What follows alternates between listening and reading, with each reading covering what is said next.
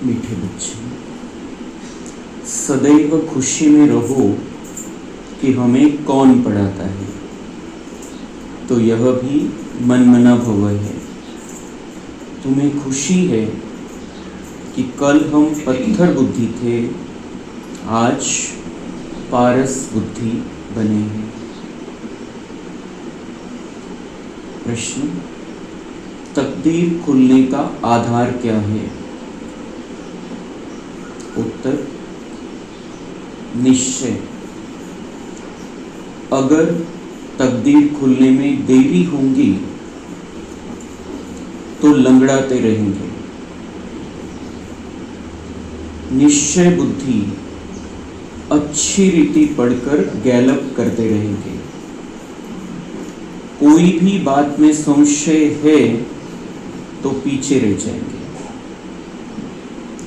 जो निश्चय बुद्धि बन अपनी बुद्धि को बाप तक दौड़ाते रहते हैं, वह सतो प्रधान बन जाते हैं। ओम शांति। स्टूडेंट सब स्कूल में पढ़ते हैं तो उनको यह मालूम रहता है कि हमको पढ़कर क्या बनने का है। मीठे मीठे रूहानी बच्चों की बुद्धि में आना चाहिए कि हम सतयुग पारसपुरी के मालिक बनते हैं। इस देह के संबंध आदि सब छोड़ने हैं। अब हमको पारसपुरी का मालिक पारसनाथ बनना है। सारा दिन यह खुशी रहनी चाहिए। समझते हो पारसपुरी किसको कहा जाता है? वहाँ मकान आदि सब सोने चांदी के होते हैं। यहाँ तो पत्थरों ईंटों के मकान हैं। अब फिर तुम पत्थर बुद्धि से पारस बुद्धि बनते हो। पत्थर बुद्धि को पारस बुद्धि जब पारसनाथ बनाने वाला बाप आए तब बनाए ना। तुम यहाँ बैठे हो, जानते हो हमारा स्कूल ऊंच से ऊंच है। इससे बड़ा स्कूल कोई होता नहीं। इस स्कूल से तुम करोड़ पदम भाग्यशाली विश्व के मालिक बनते हो। तो तुम बच्चों को कितनी खुशी रहनी चाहिए। इस पत्थरपुरी से पारसपुरी में जाने का यह पुरुषोत्तम संगम युग है। कल पत्थर बुद्धि थे, आज पारस बुद्धि बन रहे हैं। यह बात सदैव बुद्धि में रहे तो भी मनमना भव ही है। स्कूल में टीचर आते हैं पढ़ाने लिए। स्टूडेंट को दिल में रहता है अभी टीचर आया कि आया। तुम बच्चे भी समझते हो हमारा टीचर तो स्वयं भगवान है। वह हमको स्वर्ग का मालिक बनाते हैं तो जरूर संगम पर आएंगे। अभी तुम जानते हो मनुष्य पुकारते रहते हैं और वह यहाँ आ गए हैं। कल्प पहले भी ऐसा हुआ था। तब तो लिखा हुआ है विनाश काले विपरीत बुद्धि, क्योंकि वह है पत्थर बुद्धि।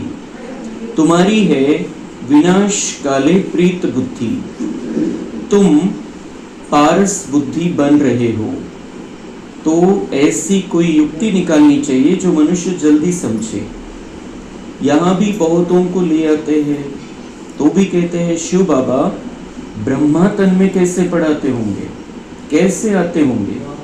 कुछ भी समझते नहीं है। इतने सब सेंटर्स पर आते हैं, निश्चय बुद्धि है ना। सब कहते हैं शिव भगवान वाच, शिव ही सभी का बाप है। इसमें मूंझने की तो बात ही नहीं है। परंतु तकदीर देरी से खुलने की है तो फिर लंगड़ाते रहते हैं। कम पढ़ने वाले को कहा जाता है यह लंगड़ाते हैं। संशय बुद्धि पीछे रह जाएंगे। निश्चय बुद्धि अच्छी रीति पढ़ने वाले आगे गैलप करते होंगे, कितना सिंपल समझाया जाता है। जैसे बच्चे दौड़ी लगाकर निशान तक जाकर फिर लौट आते हैं। बाप भी कहते हैं बुद्धि को जल्दी शिव बाबा के पास दौड़ाएंगे तो सतो प्रधान बन जाएंगे। यहाँ समझते भी अच्छा है, तीर लगता है, फिर भी बाहर जाने से खलास हो जाते हैं। बाबा ज्ञान इंजेक्शन लगाते हैं तो उसका नशा चढ़ना चाहिए ना, लेकिन चढ़ता ही नहीं। यहाँ ज्ञान अमृत का प्याला पीते हैं तो असर होता है, बाहर जाने से ही भूल जाते हैं। बच्चे जानते हैं ज्ञान सागर, पतित पावन, सदगति दाता, लिबरेटर एक ही बाप है। वही हर बात का वर्षा देते हैं। कहते हैं बच्चे तुम भी पूरे सागर बनो। तो हम बच्चे, हम बाबा के चुने हुए बच्चे जानते हैं कि भगवान कौन है। भगवान कौन है? दुनिया में भक्ति चल रही है लेकिन भगवान का पता नहीं है। हम बच्चे जानते हैं वो जो भगवान है वो सबका एक ही है। वो कौन है? वो ज्ञान का सागर है, पतित पावन है, ज्ञान का सागर है। उसके पास ज्ञान है, वो आकर हमें वो ज्ञान देता है। और कैसे देता है? एकदम सिंपल भाषा में। वो कोई आकर संस्कृत में नहीं बोलता है, संस्कृत के श्लोक नहीं सुनाता है जिसे कोई समझ न पाए और जिसका अर्थ सालों साल लगाते रहे, हजारों वर्षों से अर्थ लगा रहे हैं। बाबा आकर सिंपल भाषा में सत्य ज्ञान देते हैं और इस सत्य ज्ञान से हम आत्मा पतित से पावन बन जाती है। हम पतित बन गए हैं, बाबा हमें पावन बना रहा है। बाबा हमारा पिता भी है, शिक्षक भी है और सद्गुरु भी है। दुनिया में भगवान के साथ ये रिश्ते किसी को भी मालूम नहीं है। भगवान शिक्षक है, आकर हमें पढ़ाता है, हमें ज्ञान देता है, मार्गदर्शन करता है, सलाह देता है, श्रीमत देता है और उस आधार से हम बच्चे बाबा से पिता के रूप में वर्षा प्राप्त करते हैं। और जो ज्ञान लेते हैं, वर्षा प्राप्त करते हैं, उनकी सद्गति है।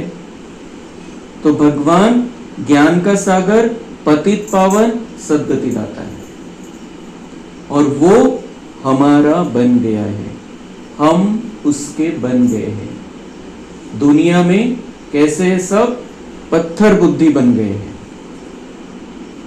बाबा म्हणतात किती सांगा लक्षात बसत नाही। मतलब कैसे?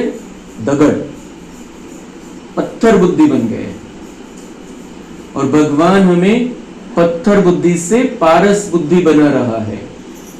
पत्थर बुद्धि से पारस बुद्धि, 3 शब्द बाबा के आज आए हैं महत्वपूर्ण। पत्थर बुद्धि से पारस बुद्धि, पत्थरपुरी से पारसपुरी, पत्थरनाथ से पारसनाथ।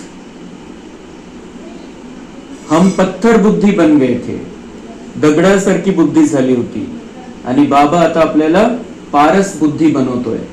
पारस हा एक म्हणजे कहाणी बनलेली आहे की एक राजस्थान मध्ये एक राजा होता आणि त्या राजाकडे पारस नावाचा एक पत्थर होता आणि त्याला जर ते पत्थर जर त्या लोखंड जर स्पर्श जर त्याला झाला तर त्या लोखंडाचं सोनं होऊन जायचं, त्या पारस नावाच्या पत्थराला।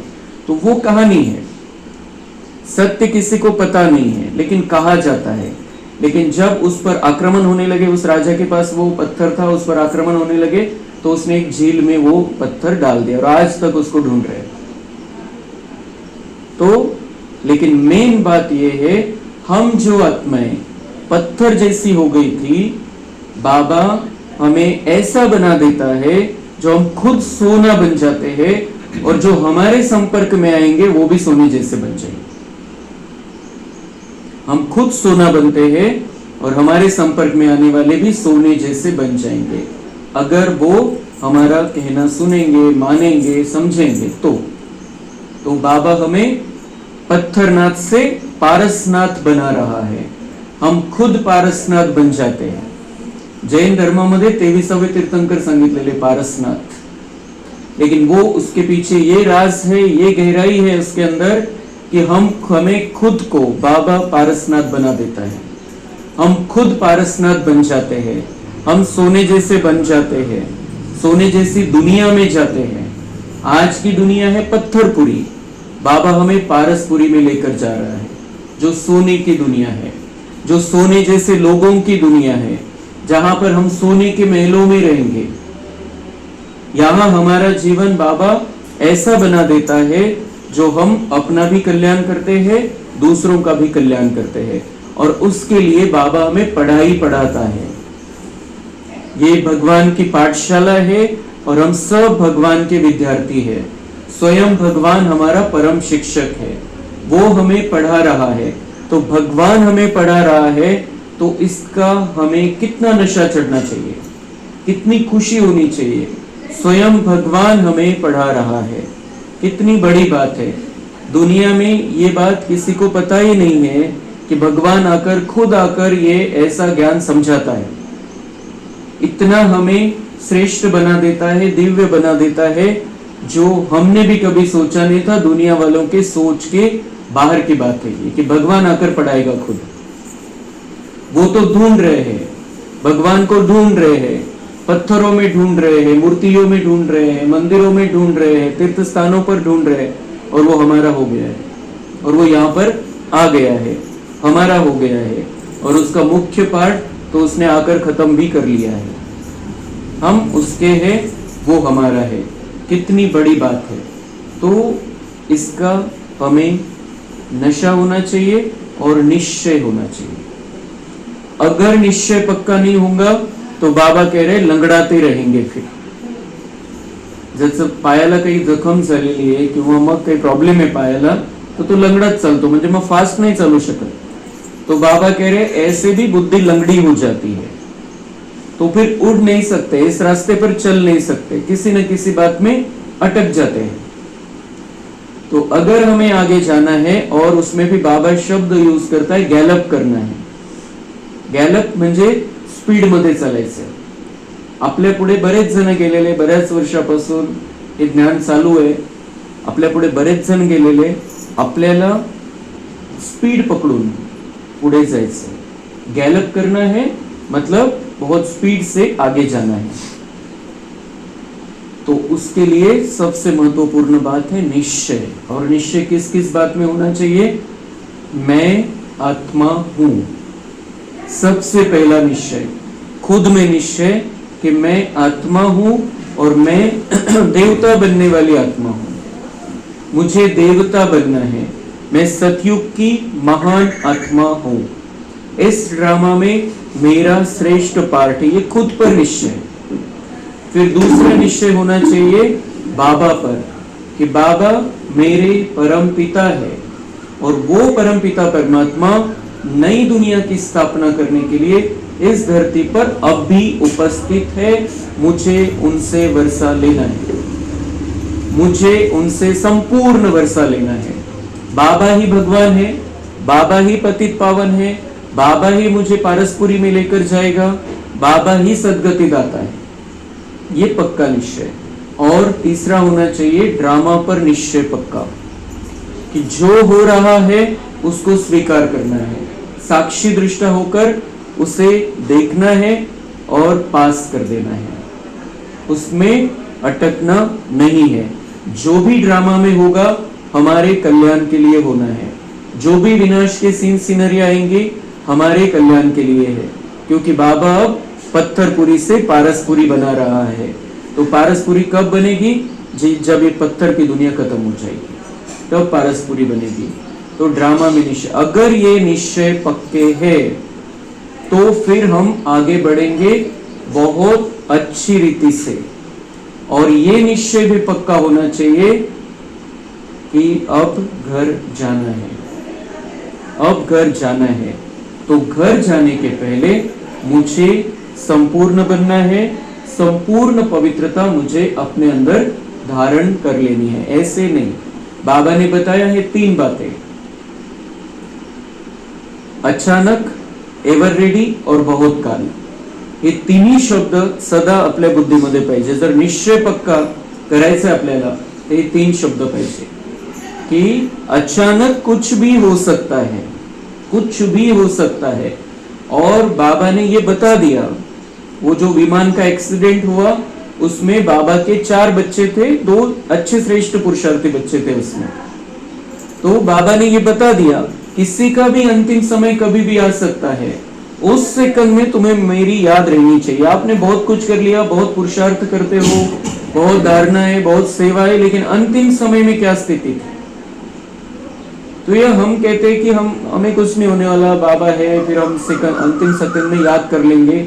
अब वो इतने अचानक वो घटना हुई विमान के एक्सीडेंट की, कभी स्वप्न में भी नहीं सोच सकते की विमान उडेगा और क्रॅश हो जाएगा तुरंत. काहीतरी वरती गेल्यानंतर काहीतरी होतं, खूप काही अंतर गेल्यानंतर 30 सेकंदात सगळा खेळ झाला. आणि त्यांना किती वेळ मिळाला असेल, आणि त्या वेळामध्ये ते हलचलमध्ये येतील, दुसऱ्याला बघतील की बाबांची आठवण येते. तो इसलिए बाबा ने कहा है अचानक समय आ सकता है, आपकी प्रैक्टिस ऐसी होनी चाहिए हर सेकंड बाबा याद है. और एवर रेडी कि मुझे घर जाना है लेकिन उसके पहले संपूर्ण बनना है, संपूर्णता मेरे अंदर होनी चाहिए, ऐसे नहीं चले जाना है. और बहुत काल का पुरुषार्थ, ऐसे नहीं कि मैं लास्ट में हो जाऊंगा, बन जाऊंगा, वैसे बन जाऊंगा तो हम लास्ट में आएंगे फिर, या फिर लास्ट की लेवल रहेगी. बहुत काल का अभ्यास म्हणजे खूप काळाची प्रॅक्टिस, त्या स्थितीमध्ये राहण्याची, राजा बनून राहण्याची, सगळ्यांना सांभाळण्याची, सगळ्यांना घेऊन चालण्याची, राजाची जी क्वालिटी राहील ती क्वालिटी आपल्याला आपल्यामध्ये आणायची, म्हणजे शेवटी नाही आणायची ती, वो अभी आकर उसकी प्रैक्टिस करनी है. तो बाबा हमें श्रेष्ठ लेवल का राजा बनाएगा. तो ये 3 बातें हमें सदा बुद्धि में रखनी है और निश्चय को पक्का कर लेना है, तो हमारा भाग्य एक दिव्य लेवल पर पहुंच जाएगा. तो बाबा कहते हैं अभी मैं तुम्हें हर बात का वर्षा देता हूं, अब तुम संपूर्ण बनो, हर बात में सागर बन जाओ. जितना मेरे में ज्ञान है उतना तुम भी धारण करो. शिव बाबा को देह का नशा नहीं है. बाप कहते बच्चे हम तो सदैव शांत रहते हैं, तुमको भी जब देह नहीं थी तो नशा नहीं था. शिव बाबा थोड़ी कहते हैं यह हमारी चीज है, यह तन लोन लिया है, लोन ली हुई चीज अपनी थोड़ी हुई, हमने इनमें प्रवेश किया है थोड़े टाइम के लिए सर्विस करने अर्थ. अभी तुम बच्चों को वापस घर चलना है, दौड़ी लगानी है भगवान से मिलने के लिए. ज्ञान यज्ञ तप आदि करते रहते हैं, समझते थोड़ी है वह मिलेगा कैसे, समझते हैं कोई न कोई रूप में भगवान आ जाएगा. तो बाबा कह रहे जैसे मुझे नशा नहीं इस देह का, मुझे पता है कि मैंने ये शरीर लोन पर लिया है, थोड़े समय के लिए लिया है, सेवा करने के लिए लिया है. ऐसा ही हमें भी बाप समान बनना है. हमें भी समझना है कि ये जो देह है मैंने थोड़े समय के लिए लिया है. अभी बाबा ने ये देह मुझे सेवा के लिए दिया है. ये जो शरीर है मैं नहीं हूं, ये शरीर मुझे ये होता है, मुझे वो होता है, नहीं, मैं आत्मा हूं और ये शरीर मेरा रथ है. बाबा ने मुझे ये रथ दिया है और इस रथ में रहते हुए स्ट्रांग बनकर, मजबूत रहकर मुझे सेवा करनी है. बाकी दुनिया में तो क्या क्या कर रहे हैं भगवान को पाने के लिए, यज्ञ तप, कब मिलेगा भगवान, कब आएगा, कैसे आएगा, क्या करेगा, कुछ पता नहीं. लेकिन हमें तो वो मिल गया, हमें तो वो कुछ भी करना नहीं. आता प्रोसेस मध्ये थोड़ी अपन कि भगवान मिलेगा, जन्म जन्मांतर हमें भक्ति करनी है, पूजा करनी है, यज्ञ होम हवन करने हैं, तप करना है, उपवास करने हैं, कुछ नहीं करना. हमें वो मिल गया, जिसको पाना था 2500 वर्ष मेहनत की है, वो मिल गया. अब वो मिल गया और वो कहता है मेरे जैसे बन जाओ, पूरा मैं, मेरे में जो है वो तुम अपने अंदर धारण कर लो. कितनी बड़ी बात है. बाप समझाते तो बहुत सहज है, प्रदर्शनी में भी तुम समझाओ. सतयुग त्रेता की आयु भी लिखी हुई है, उसमें 2500 वर्ष तक बिल्कुल एक्यूरेट है. सूर्यवंशी के बाद होते हैं चंद्रवंशी, फिर दिखाओ रावण का राज्य शुरू हुआ. सृष्टि चक्र में भी है, ये 84 जन्मों की सीढ़ी भी है। बाबा कहते हैं उनको बहुत आराम से, बहुत ये बात बहुत आराम से समझा सकते हो कि ऐसी दुनिया थी, फिर ऐसा ऐसा हुआ। सूर्यवंशी के बाद होते चंद्रवंशी, फिर दिखाओ रावण का राज्य शुरू हुआ और भारत पतित होने लगा। द्वापर कलयुग में रावण राज्य हुआ। बीच में रखो संगम युग, फिर रथी भी जरूर चाहिए ना, फिर उनको बताओ कि संगम युग तो चाहिए, कलयुग समाप्त होकर सतयुग आना है फिर से, तो बीच में संगम चाहिए, और संगम चाहिए तो उसमें फिर रथी चाहिए, कोई तो आना चाहिए जो हमें समझाए, जो हमें इस चक्कर से निकाले, जो हमें और नए में लेकर जाए। तो बाबा कह रहे संगम युग समझाओ, फिर समझाओ रथी भी जरूर चाहिए। फिर इस रथ में प्रवेश हो बाप राजयोग सिखलाते। ये ब्रह्मा बाबा का रथ बाबा लेते हैं और उसमें प्रवेश करके हमें राजयोग सिखलाते हैं, और इनको भी सिखलाते हैं जिससे ये लक्ष्मी नारायण बनते हैं। किसको भी समझाना तो बहुत सहज है। लक्ष्मी नारायण की डायनेस्टी कितना समय चलती है और सब घराने हैं हद के, यह है बेहद का।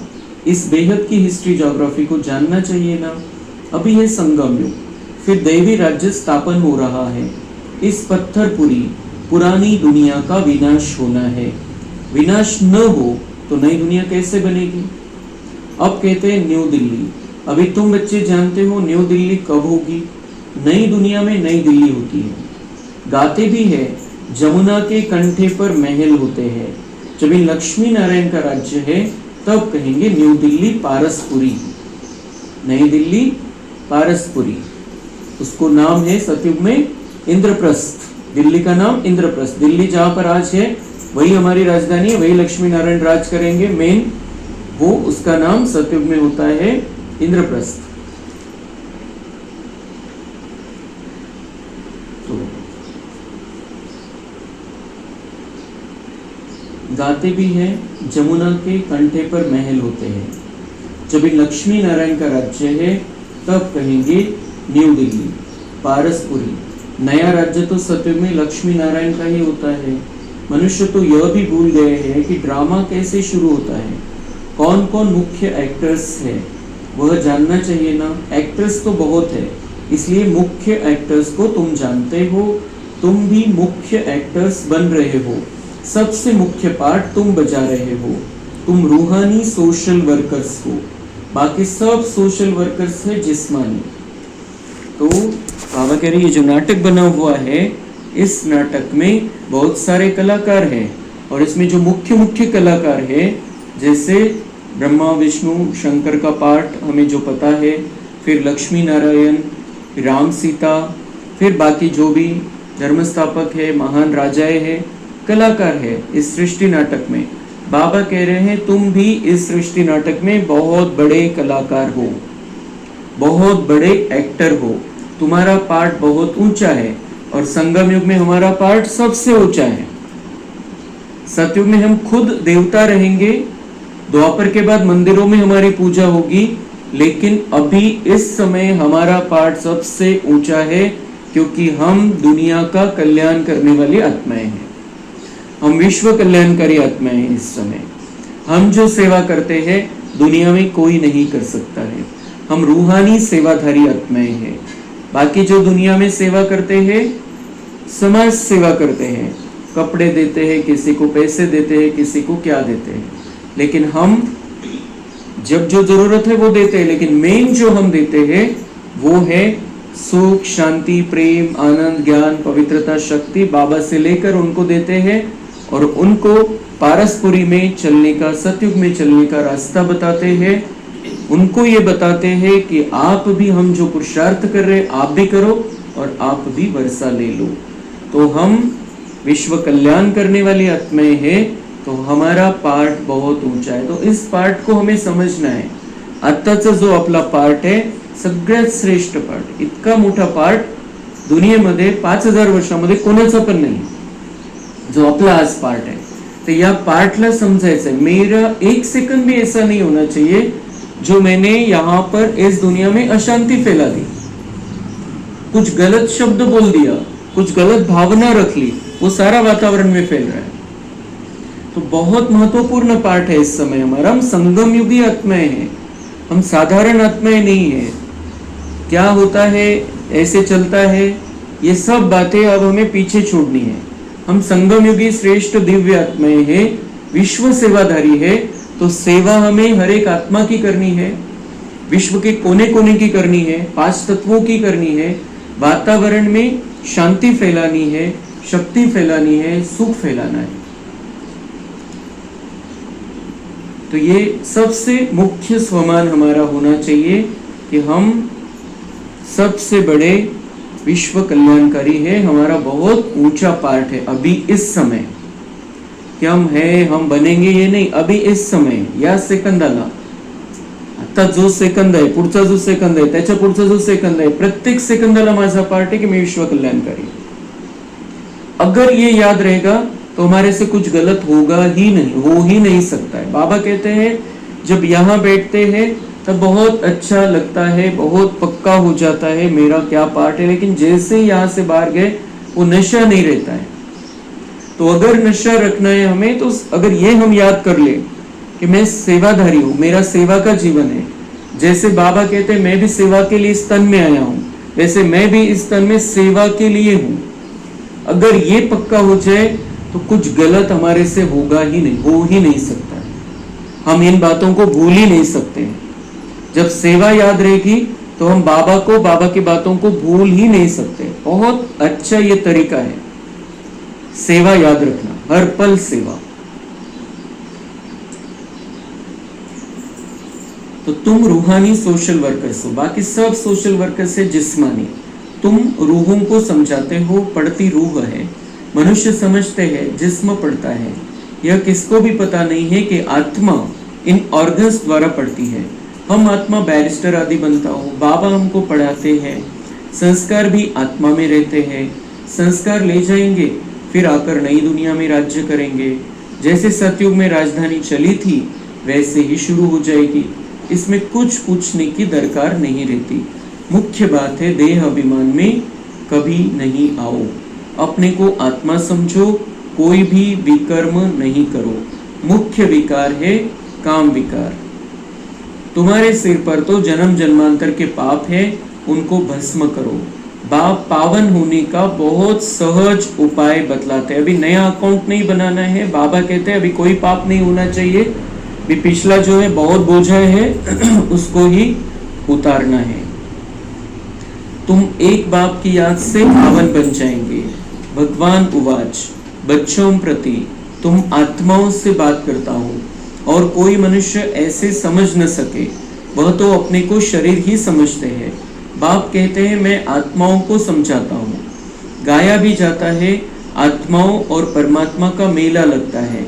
इसमें कोई आवाज आदि नहीं करनी, यह तो पढ़ाई है। दूर दूर से आते हैं बाबा के पास। निश्चय बुद्धि जो होंगे उनको जोर से कशिश होगी आगे चलकर। तुमको याद आएगा कि हम घर जाते हैं, वहाँ बाप और बच्चे ही होते हैं, डबल खुशी होती है। शांति धाम घर जाएंगे, फिर आएंगे राजधानी में। बस याद ही करना है। बाप कहते हैं मन मना भव, अपने को आत्मा समझ, बाप और वर्षे को याद करो। बाबा तुम बच्चों को गुल गुल बनाकर नैनों पर बिठाकर साथ ले जाते हैं, जरा भी तकलीफ नहीं। पावन बनने के लिए तुम बाप को याद करते हो, घर को नहीं। हम घर को याद करते हैं क्योंकि लक्ष्य है कि मुझे घर जाना है, लेकिन घर को याद करेंगे तो पावन नहीं बनेंगे। घरामध्ये असलेल्या बाबाची आठवण करायची। उस परमधाम घर में हमारा बाबा है, उसको याद करेंगे तो हमारे अंदर करंट आएगी और पाप भस्म होंगे। इसलिए बाबा से मिलने की तमन्ना होनी चाहिए, परमधाम घर में जाकर मिलने की तमन्ना होनी चाहिए, इच्छा होनी चाहिए कि बार बार हम परमधाम जाए, बाबा से मिले। परमधाम जाए सिर्फ नहीं, बाबा से मिले। तो घर को याद तो वो करते आए भक्ति मार्ग में, ब्रह्म तत्व को याद करते, वो तो रहने का स्थान है, लेकिन वो ब्रह्म तत्व कहाँ पर है, वहाँ कौन कौन रहते हैं, वहाँ कौन किसका पार्ट कब है, कौन वहां से यहाँ आते हैं, यहाँ से वहां जाते हैं, कुछ पता नहीं। सिर्फ वो ब्रह्म महातत्व को याद करते। बाबा कहते तुम्हारी याद वैसी नहीं है, तुम समझ कर याद करते हो कि इस 5 तत्वों की दुनिया से पार बाबा संगम युग में सूक्ष्म वतन रचता है, उसके ऊपर है परम धाम, मेरा घर, और वहां पर मेरा बाबा है। मैं उस घर से यहां पर आया हूं, पक्का है। घर में वापस जाना है, ये भी पक्का है। लेकिन वो उसका फायदा कब होगा? जब हम बाबा को याद करेंगे। सिर्फ घर को याद करेंगे तो पाप कर्म भस्म नहीं होने वाले, दिव्य गुण नहीं आने वाले। जब बाबा को याद करेंगे तो पाप भस्म होंगे और दिव्य गुणों की धारणा होगी। तो परम धाम में बाबा को मिलना है, बाबा के कमरे में बाबा को मिलना है। हम जहां पर भी हैं वहां पर बाबा को हम बुला सकते हैं, और मधुबन में जाकर बाबा से मिलना है। जब हम भले ही पीछे आए हैं अभी, लेकिन अब भी हम बाबा से मधुबन में जाएंगे तो बाबा से बहुत अच्छी रीति से मिलन होता है। जब बाबा मिलन का समय होता है तो वो तो मिलन अनोखा ही है।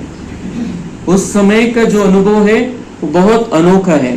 आत्मा बिल्कुल हल्की हो जाती है, जन्म जन्मांतर की आत्मा की प्यास बुझ जाती। भले अब बाबा उस शरीर में नहीं आता है, फिर भी वो शरीर में नहीं आता है, लेकिन उस हॉल में आकर वो पूरा अनुभव कराता है। और अब ऐसे जब भी कभी भी बीच बीच में भी मधुबन चले जाए, वहां पर भी हमें अनुभव आता है कि बाबा है और बाबा से मिलन हो गया। बीच में भी कभी चले जाए हम, नाही ये बाबा मिलन से प्रोग्राम नाहीये, मध्येच आपण गेलो, कुठे ते मधुबनच्या कणाकणामध्ये बाबांची भासना आपल्याला येते। तो ऐसा हमें जहां भी हम हैं बाबा से मिलन मनाते रहना है। बाबा से मिलने की प्यास सदा रहनी चाहिए। बाबा को साथ में ही रखना है, वैसे तो साथ में ही रखना है, लेकिन स्पेशल मिलन भी करते रहना है बीच बीच में से। बाबा की नजर पहले पहले गरीब बच्चों पर जाती है। बाबा गरीब निवास है ना, तुम भी गांव में सेवा करने जाते हो। बाप कहते हैं मैं भी तुम्हारे गांव को आकर पारसपुरी बनाता हूँ। बाबा कह रहे हैं मैं भी तुम्हारे गांव में आकर पारसपुरी बनाता हूँ। बाबा भी हमारे गांव में भी बाबा आ गया है, और ये भी पारसपुरी का एक भाग बनने वाली है। ये संपूर्ण दुनिया पारसपुरी बनणार आहे, नवी दुनिया, आणि त्याच्यामध्ये परसोडा पण नक्कीच राहणार है। ये पारसपुरी का भाग ही रहने वाला है।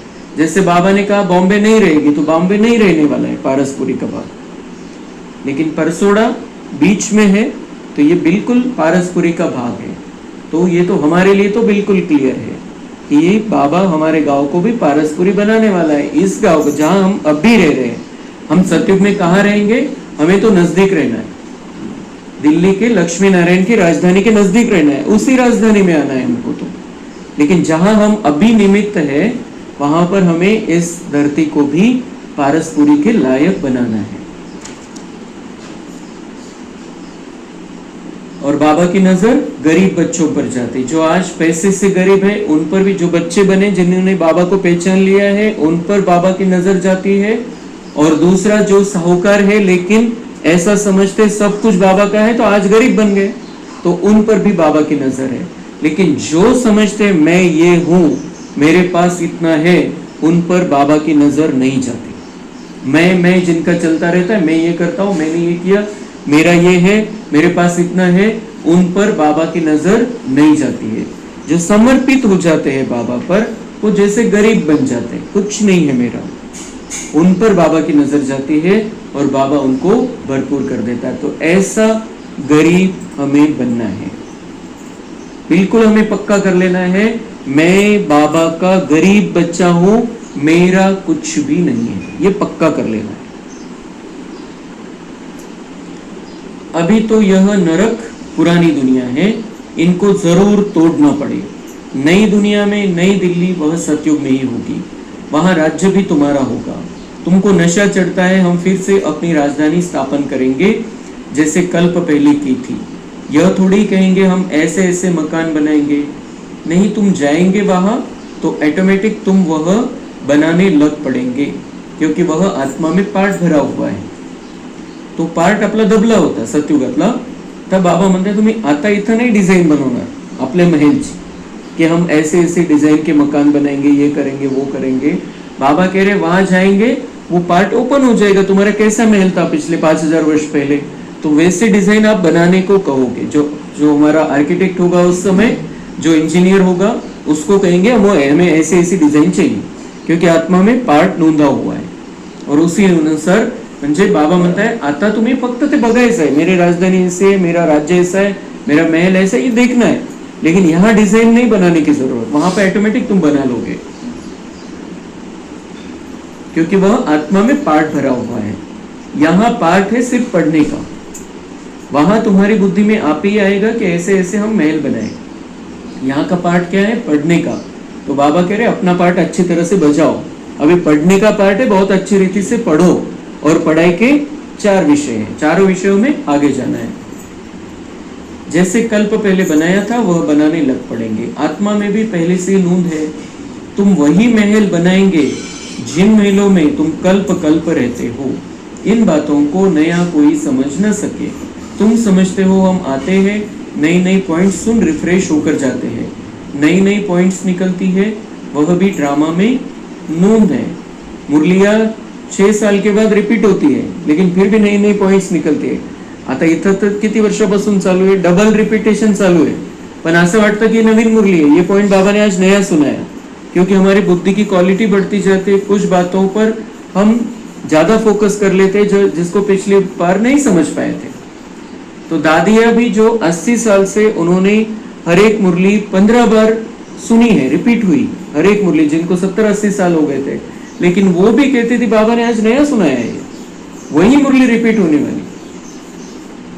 लेकिन नया, क्योंकि हमारी बुद्धि की क्वालिटी बढ़ती जाती है, हमारी समझ बढ़ती जाती है, फिर दुनिया का वातावरण समझ में आता है, तो बाबा की बात अलग तरीके से समझ में आती है। इसलिए बाबा की हर मुरली नई मुरली है, ऐसे नहीं समझना है कि रिपीट हुआ ये।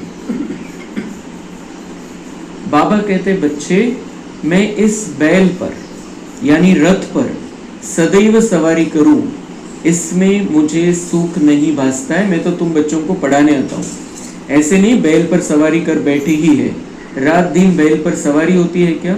उनका तो सेकंड में आना जाना होता है, सदैव बैठने का कायदा ही नहीं। बाबा कितना दूर से आते हैं पढ़ाने के लिए, घर तो उनका वह है ना, सारा दिन शरीर में थोड़ी बैठेगा, उनको सुख ही नहीं आएगा। जैसे पिंजड़े में तोता फंस जाता है। मैं तो यह लोन लेता हूँ तुमको समझाने के लिए। तुम कहेंगे ज्ञान का सागर बाबा आते हैं हमको पढ़ाने के लिए, खुशी में रोमांच खड़े हो जाने चाहिए, वह खुशी फिर कम थोड़ी होनी चाहिए। यह धनी तो स्थायी बैठे हैं, एक बैल पर 2 की सवारी सदैव होगी क्या? शिव बाबा रहता है अपने धाम में, यहाँ आते हैं, आने में देरी थोड़ी लगती है। रॉकेट देखो कितने तीखे होते हैं, आवाज से भी तीखे। आत्मा भी बहुत छोटा रॉकेट है। आत्मा भागती कैसे है? यहाँ से झट गई लंदन, 1 सेकंड में जीवन मुक्ति गाई है। बाबा खुद भी रॉकेट है, कहते हैं मैं तुमको पढ़ाने के लिए आता हूँ, फिर जाता हूँ अपने घर। इस समय बहुत बिजी रहता हूँ, दिव्य दृष्टि दाता हूँ, तो भक्तों को राजी करना होता है, तुमको पढ़ाता हूँ। भक्तों की दिल होती है साक्षात्कार हो या कुछ न कुछ भीख मांगते हैं। तो बाबा अपना पाठ समझा रहे हैं कि 100 वर्ष मेरे हैं संगम युग के, लेकिन मैं इस रथ पर कंटिन्यू नहीं हूँ।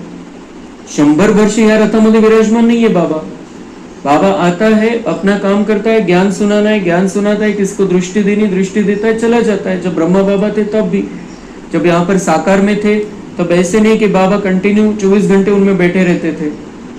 अपना काम किया, जो भी ड्यूटी है, जो भी करना है, ज्ञान सुनाना है, मुरली चलानी है, किसी को दृष्टि देनी है, संदेश देना है, बाबा अपना काम करके परमधाम वापस चले जाते। इतनी स्पीड में आते, स्पीड में जाते। बाबा कहते हैं रॉकेट से भी ज्यादा स्पीड है आत्मा की। तो मैं आता जाता रहता हूँ। फिर बाबा कहते हैं मैं अभी संगम युग में बहुत बिजी हूँ, बहुत बिजी हूँ मैं। तो दुनिया वाले भी कहते हैं थोडंसं काम असेल तर म्हणतात बिझी, वेळच नाही आहे, मरायला वेळ नाही आहे। लेकिन बाबा बिझी रहते हुए कितना इझी रहता है। आपण बघितलेलं आहे दादींच्या शरीरामध्ये बाबांना येताना बघितलेलं आहे कितना बिजी है। और बीच बीच में लास्ट में तो 1-2 बार बाबा आए थे, बीच में ही बाबा ने शरीर छोड़ दिया, मतलब वो गुलजार दादी के शरीर से चले गए और बीच में 2 मिनट के लिए दादी का आवाज आने लग गया। तो ऐसा मतलब बीच में ही बाबा को किसी भक्त की याद आ जाती है, भक्त को कुछ साक्षात्कार कराना होता है तो वो चला जाता है उधर जाके और वापस आ जाता है। तो ऐसा भी बाबा का पार्ट है। इसलिए बाबा कहते हैं मैं बहुत, लेकिन बाबा के चेहरे पर जो दादी के शरीर में बाबा आते थे, हमने ब्रह्मा बाबा को तो नहीं देखा, वो पार्ट तो नहीं देखा, लेकिन बाकी जो सब कहते हैं तो अनुभव से सुना है कि बाबा कभी भी ऐसे नहीं लगा कि बहुत लोड है बाबा को, बहुत काम है। बाबा ने आज पहली बार कहा है मैं बहुत बिजी रहता हूँ अभी, लेकिन बिजी में इजी कैसे रहना है ये बाबा हमें सुनाता है, समझाता है, सिखाता है। बिझी रहो बाबा कहते हैं, लेकिन इझी रहो, खूप सहजते नाही करा सगळं काही, ठीक आहे खूप काम आहे तुम्हाला, पण सहज राहा, त्याचा लोड घेऊ नका। बाबा को कितना काम है, ज्ञान सुनाना है, फिर भक्तों की मनोकामना पूर्ण करनी है, भक्तों को राजी करना होता है, भक्तों को भावना का भाड़ा देना होता है, तो बाबा का ये सब पार्ट चलता है संगम में।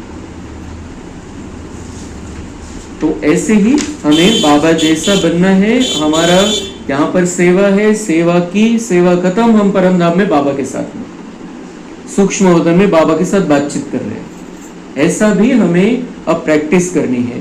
जसं मम्मा सांगायचं है कि मम्मा निमित्त मात्र सेवा के लिए यहाँ पर रहती, बाकी समय तो बाबा के साथ में रहती।